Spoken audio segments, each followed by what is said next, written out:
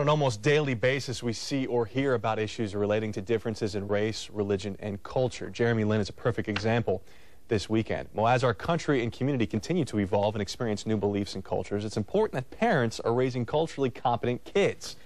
But what should you teach your kids about other beliefs and cultures? And how do you teach them? Licensed social worker and president and CEO of Daniel, Jim Clark, is here this morning to talk about that. Kind of controversial, and it's perfect that we have this discussion today because of the thing going on with Jeremy Lin. If you don't know, Jeremy Lin is a popular Knicks basketball player. This is what ESPN.com, their mobile website, had just a few hours after the Knicks suffered a loss Friday night. Chink in the armor, okay? It was online for about 35 minutes before somebody got wise and pulled it down off ESPN.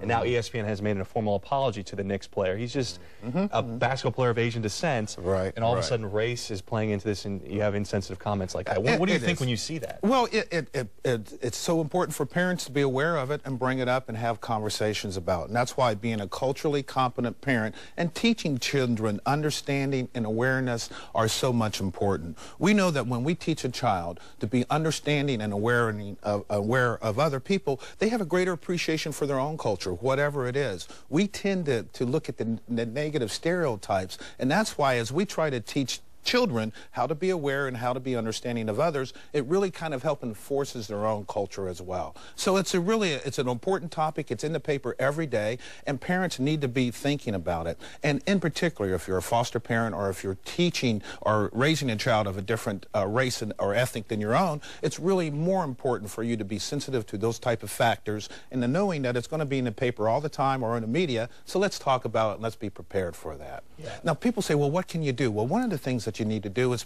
exposure is the most important. We know education and exposure is such an important aspect to try to teach people to have a greater understanding of other people. So making sure that you have books, making sure that you look at cultural opportunities. While it may be Black History Month, there are all kind of other opportunities that you can do. Attend multicultural schools and events. We have some plethora of opportunities here in Jacksonville. And invite your friends of different groups to come over for your holidays. And again, as I say, watch movies, read books. Go beyond the surface of just the food or ethnic issue so that kids have a greater appreciation. I think knowing heroes of other groups and other ethnic groups is a great way to teach children appreciation of others. And to their credit, a lot of schools, elementary schools, middle schools, are great at that, at putting on fairs, festivals, to try and introduce that diversity. It really starts with the parents. The parents. And you have to, I've heard that from older people older than myself, who say, well, times were just different back then. We talked different back then.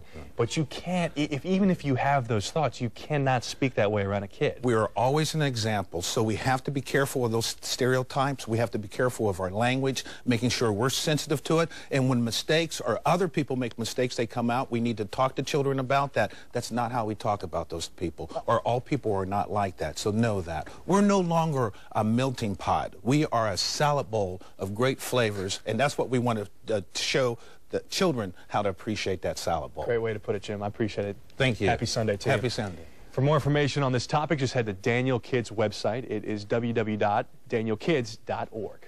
The next